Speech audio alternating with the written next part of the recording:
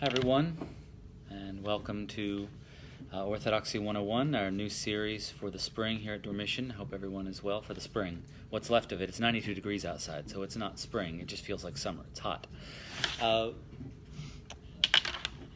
As usual, the way we've done things in the past, have a small group of people here with me, but if you want to chime in online, with questions or comments, feel free to do so. I'll have my computer open here so that I can kind of see that as we go. So without further ado, let's begin. We're starting here at the beginning again in Genesis 1. 2 and 3. So, the point I'd like to make right off the bat is that Genesis has to be read in the context of theology. In other words, Genesis is a theological and polemical work from the outset, framed, of course, in the style and structure of mythopoeic history. And I don't want you to get hung up on the language of myth and poetry as though somehow I'm suggesting that this is purely literary and not true. That may be a question that's beside the point. But when Genesis is written down, recorded, it's introduced into a world where there are already a number of Sumerian, Akkadian, Mesopotamian, and Canaanite mythopoeic worlds in play. In other words, Genesis as a piece of literature comes along well after other Mesopotamian cosmologies and theologies arise and develop.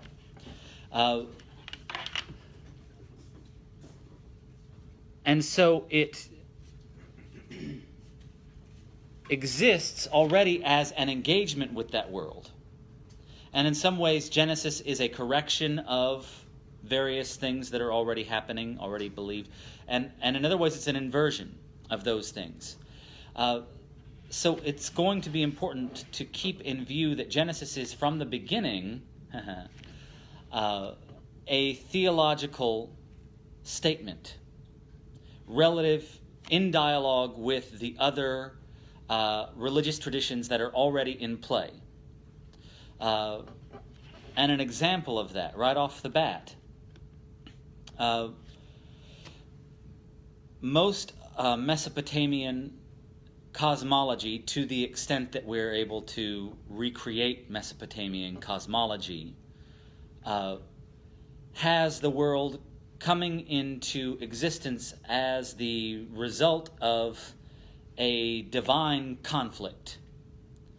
One god kills another, or there's a struggle, there's a sexual act, something happens between the gods or in the cosmos, some kind of cataclysmic, passionate interaction, and the world comes into being as a sort of a consequence or a side effect of that clash.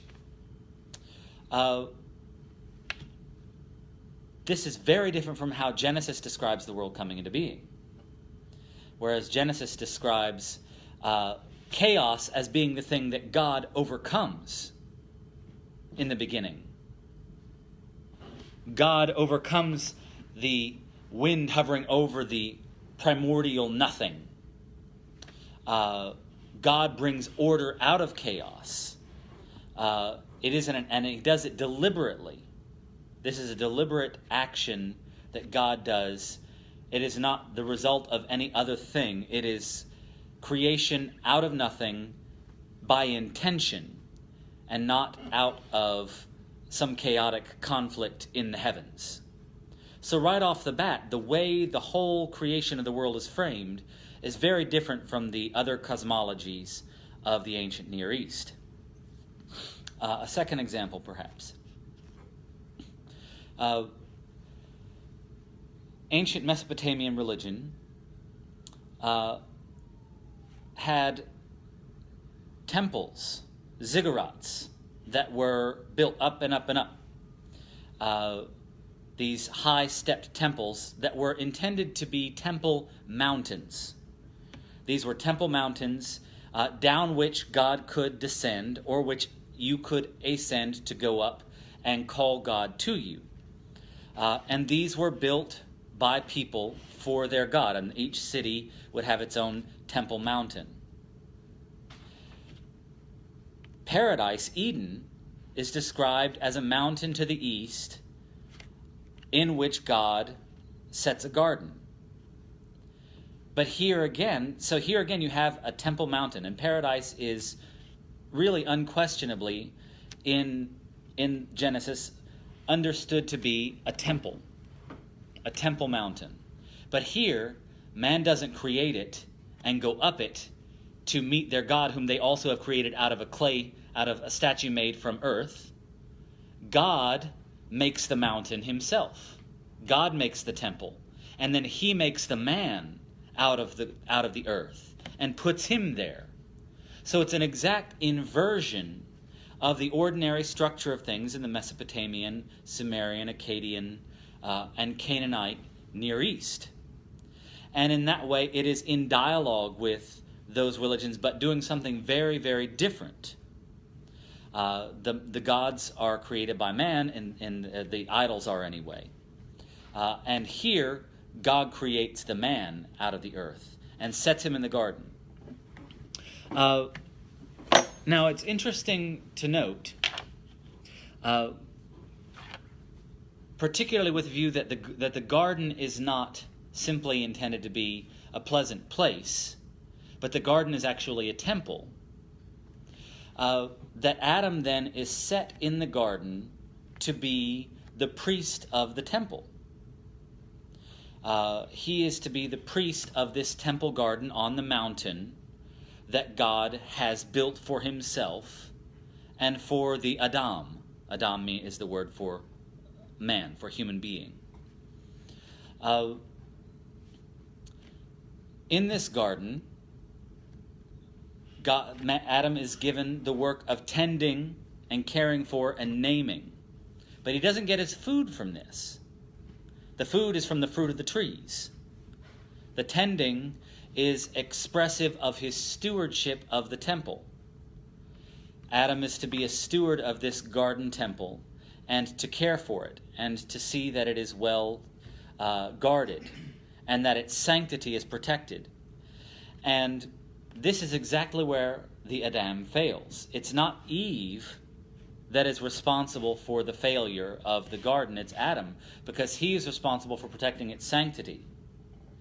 And when he refuses to do that, when Eve presents him with the fruit, he has then failed in his task as priest to guard the sanctity of the garden, of the temple. There's some really interesting commentary on when this happens. When exactly is this fall, so to speak? At the end of the sixth day, everything is good. So between the sixth and the seventh, you have that sort of liminal stage when the evening is coming and the night is not yet here. And here there's some interesting overlap between Protestant scholars like James Jordan and Orthodox saints like Irenaeus and Simeon. All three say that Adam and Eve must have disobeyed immediately, right away. There isn't really any length of time that passes between when God makes them and when they disobey the commandment. And interestingly enough, Jordan, along with the fathers, ascribe naivete as the strongest reason for this. Like, you have to be very naive to fall for the kind of trick they fall for. And only the young and inexperienced are that naive, ideally speaking.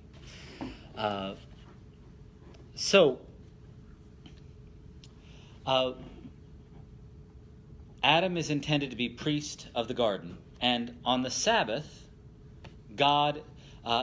it says God comes in the cool, or on the breeze. And the same word here used to describe when God comes is the word that is used to refer to the Spirit of God hovering over the waters, the breath, the wind of God, the ruach. So God comes in the breeze. So it's not necessarily the evening, though of course one could argue for that. But he comes in the breeze to meet with Adam. And the idea is that he has come to instruct Adam in how to offer worship in the temple. So Adam has been given one task to tend the garden, to name the animals, and one prohibition: don't eat from this tree. And the prohibition is not forever. It's a prohibition of determinate length. In other words, this is not a prohibition that lasts for eternity. It's for a specific, for a defined period of time.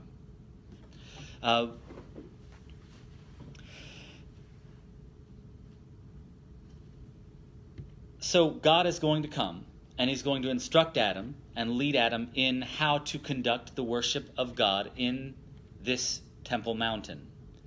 And Adam, in the meantime, is to wait for him and to guard the space, protect its sanctity, and he fails in that task. So, when Eve is presented with the possibility of the fruit, it's interesting to note how it's framed to her. It's framed in the context of divine life. Eat this fruit. We've been instructed not to eat that fruit. Well, why not? He said when we eat it, we would die. Well, that can't be right. He just said that because he's jealous of his own life. He knows that if you eat that, you'll live forever. And here, again, relative to the surrounding religions, there is this taboo about food. Mesopotamian religion, you never see God eat. There is a curtain or a wall or something that's always put up twice a day. They would robe the idol, and they would present him with food, and then they would cover it up. And who can say exactly how the food goes away, but the food goes away at some point. They never see God eat, but they always offer him food. Here, you have the taking of the divine food. But the food is only prescribed because they are not prepared to receive the gift of that food, which is the gift of kingship, the knowledge of good and evil, the ability to discern good and evil. This is a gift of kingship, of rulership, of lordship, to be able to discern good and evil and to choose what is good, and to protect against what is not. But being young and naive, they are not permitted to have this food yet. But here again, in contrast to other ancient Near Eastern religions, there is the understanding that they will share in this divine food at some point.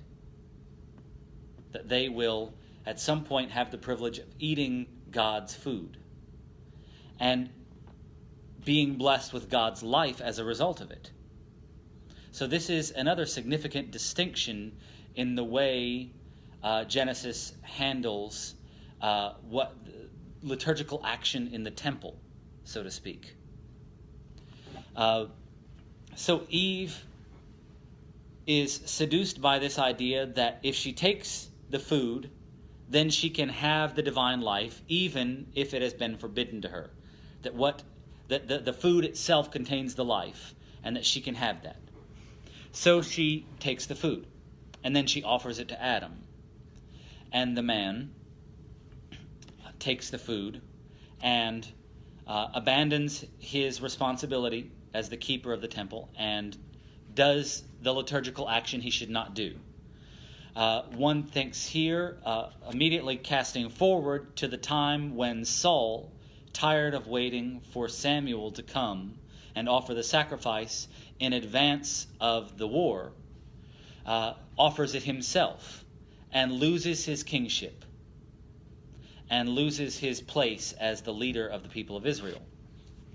These things are related, and they're intentionally related. This is what you would call an intertextual echo. The one text is echoing, and even in some cases illuminating, what happens in the other. So what we see happen very plainly in the book of 1 Kings, or 2 Samuel, is happening here in Genesis in a much more veiled way. So they try to take God's divine life for themselves and possess it, which is exactly what we see happening a little bit later in the book at the Tower of Babel. When the people build a ziggurat, a tower, leading up to heaven. And Paul refers to this when he said, who will go up to heaven? That is to cast God down, or who will descend I forget, that's in Hebrews, I believe. Maybe you remember better than I do. There's this notion that if we can go up, we can occupy heaven, we can force God to do what we want, we can compel him, or even throw him off his throne and take it for ourselves. So that action is going to play out over and over again, but it begins here in the garden, this notion that God's divine life is something that can be taken.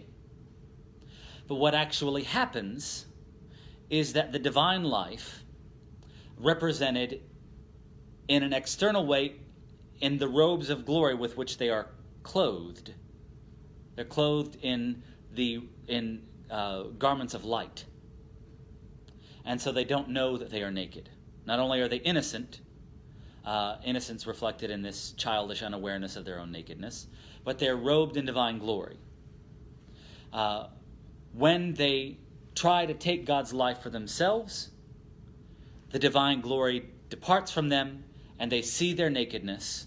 Now they have knowledge of good and evil, but not wisdom, not experience, because they have it untimely. In the same way that a child who is given knowledge of things that they have no category for will simply find that knowledge disturbing, disorienting, frightening even, and certainly won't be able to use it to any good effect. So the divine glory departs from them. And Maximus will say that what happens at that moment is that they fall into the body. They become creatures whose whole frame of reference is oriented by their physical senses and by the appetites that are entailed in that. The desire for food, the taste, the desire for sex, the desire for sleep, all of the things that the way we experience desire through our senses become the primary mode of their experience, as opposed to the mode whereby they are illumined in the soul by the glory of God, and the body is ruled by the soul that beholds the glory of God and knows it and experiences it as part of itself. So they become very of the body, very earthy, very sensual in that sense. And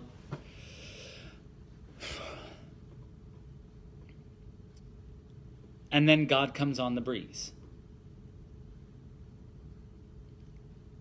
Adam,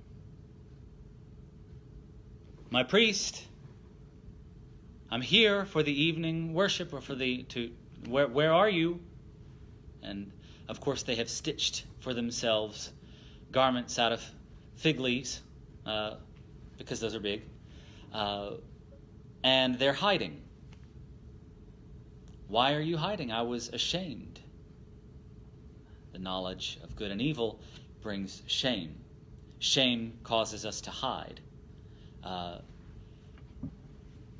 It causes us to adopt a defensive posture. Who told you you were naked? What did you do? And what's the first thing he does? This woman you gave me. He blames. He passes the buck. So instead of taking responsibility as the priest of God's mountain temple for his failure to guard the sanctity of the place and to be prepared for the liturgical worship that God was going to instruct him in, he blames his helper. This woman that you gave me this fruit to eat. God turns to the woman. That snake did it. He's the one who tricked me into doing it. Again, the helper then, or what we might call the Levite, the temple's, the one who assists in the worship, passes the blame again to the snake, to the serpent, the deceiver, the trickster. And in this is an expression of the whole nature of sin. The commandment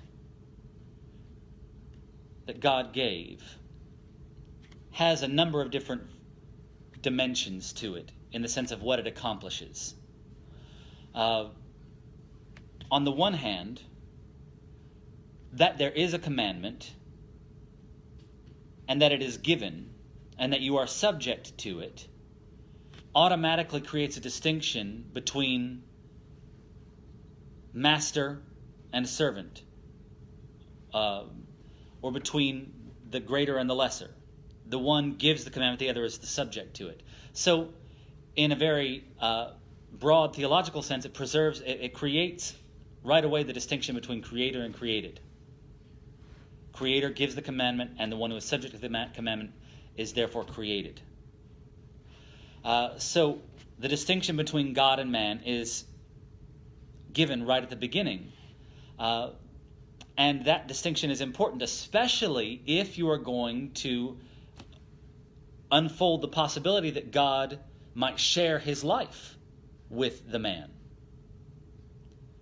So if you're going to do that and still say that this is created, the commandment is the means by which one expresses this. Does that make sense? So the commandment clarifies the relationship between what is created and what is uncreated. The commandment also is instructive that man is the subject on a very practical and tangible level at the time. The commandment is there to preserve something very bad from happening. A lot of later interpretations of this story, particularly the kind that I grew up with as an evangelical, tend to see the commandment as absolute for all time, and it's there just so Adam knows his place, and so he can learn to obey. There may be a limited sense of a limited usefulness to this kind of idea of learning obedience, learning humility, but I think it's very minimal, because the commandment isn't forever. The fruit of that tree is for the mature Adam to take when he is ready to assume full liturgical responsibility for this temple mountain, and when he has been instructed in all of the aspects of his stewardship, when he has experience then he is able to bear the knowledge of good and evil and to wisely rule. Until then, this is dangerous. The knowledge of good and evil is not something one should have untimely. Think of how radical encounters of evil in childhood create childhood traumas that result in pathologies and all kinds of incredibly damaging long-term consequences. This kind of experiential knowledge of good and evil, untimely, can be devastating. So, the commandment is there for a number of reasons, both theological, conceptual, psychological, and then immediate physical and practical.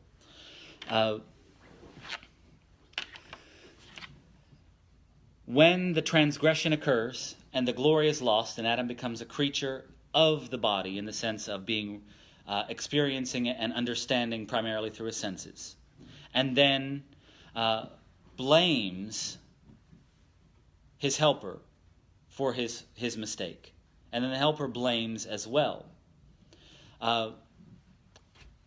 God sends them out of the temple, sends them out of the liturgical space where he is worshipped, where he is met, where he is encountered, out into the world. And this is the difference between bios and zoe, the two Greek words for life. Biological life, which is the life of all living creatures, the life that comes into being and after some definite period of time returns again to the ground. And then zoe, which is the fullness of life, superabundant life, undying life. In the garden, you have undying life. In the world, you have bios, biological life. And this is the world to which they are relegated after they have failed in the task of being stewards of God's mountain temple.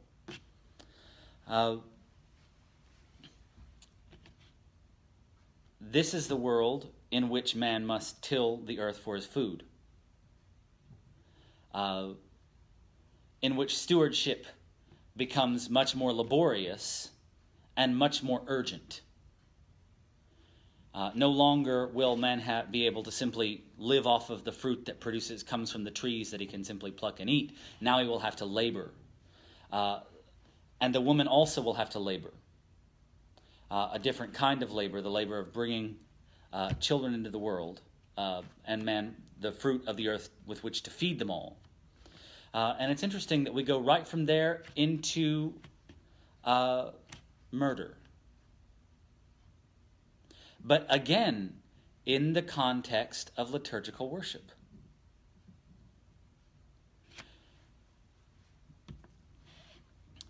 Cain and Abel are offering sacrifices to God. So it's interesting that God does not forbid liturgical worship outside of the garden, but it will no longer be God's mountain temple in which it is offered. And there's a degree of removal here, a degree of similitude or likeness, but diminishment. This is like that, but it's less somehow. So the liturgical priestly role, the task of offering sacrifice and worshiping God is not eradicated. It is simply reduced. And the scope becomes smaller and more humble. Cain and Abel are offering sacrifices to God, continuing in this priestly role of worshiping God. Cain's sacrifice is not accepted, and Abel's is. And the general consensus here, since there's nothing to suggest that it's the difference between vegetables and animals that displeases God. Cain is a farmer, and Abel is a goat herd. It isn't that Abel offers animals. It's that Abel goes through and picks out his best and offers it to God, and Cain goes through and picks out his runty squashes and his spotted tomatoes the little ones, and he gives those to God. So it's the act of worship as offering the best that one has and offering what one has left over. But here again, this leads to murder. God accepts Abel's sacrifice, approves of it, and gives him a blessing, and does not give Cain a blessing. And again, so this liturgical act leads to the first act of violence, where the bios, the biological life of Abel, is cut short by Cain. And again, this is a betrayal of the priestly role, the priestly responsibility, because man is said to be brought into being by God. God's own hands make a man. God's own breath breathes into him life. And then another comes to take it away, thereby usurping God's dominion over life and death. And again, this is all a way of expressing the desire to possess for oneself the power and the life of God. So the initial impetus is to possess the life, but then the impulse to power comes with it. Oh, I can't. Well, maybe we could go up and take it from him, and then we could have it. And of course, this leads to more violence. But all of this has a liturgical and priestly context in which man's role is intended to offer worship to God, offer priestly service and sacrifice to him, and to receive in return God's blessing, his companionship, and in the context of Jewish religion, to eat from God's own table, which is the remarkable thing, that God would share his food with you. So it's very normal for you to share your food with God, but for God to then share that food with you, to invite you in to that meal, is the remarkable thing, and the thing that is significantly different here. And not just the priest. Not just the priest that is then permitted to share this meal with God, but the person who offers it. So when we get into later Jewish tradition, the Levitical traditions, with various of the different sacrifices, part of it goes to God, part of it goes to the priests, and then part of it is shared out among the offerers. And this is a remarkable thing, that the people can share the food that belongs to God, that God would receive their assent to him, be pleased with it, and share it back with them. There is here, in the context of the household and the hierarchy of the ancient Near East, where you have the old man, the sheikh at his table, to be welcomed in to that household, to be given a seat, to be treated as an honored guest, and to have that food shared with you, is a remarkable thing. It isn't something that was done. Everybody shares their food with God. Typically, gods don't share their food with anybody else. But this God does. And in that act of communion, God blesses. God shares his own life.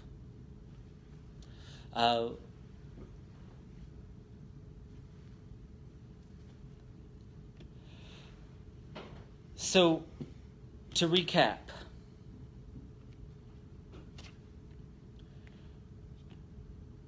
Genesis is, when it comes into literary existence, already in theological and polemical engagement with ancient Near Eastern religions, Mesopotamian religions and Canaanite religions. And it is very much similar to them. It has very similar contours in some way. You have a garden temple or a temple. You have a flood. You have various details that are somewhat similar, but they're different in ways that offer a radically different understanding of the God who we're talking about, his character, the way the world comes into being, what a human being is, God's intentionality around the existence of human beings, their role in the world, what sin is, and what salvation is.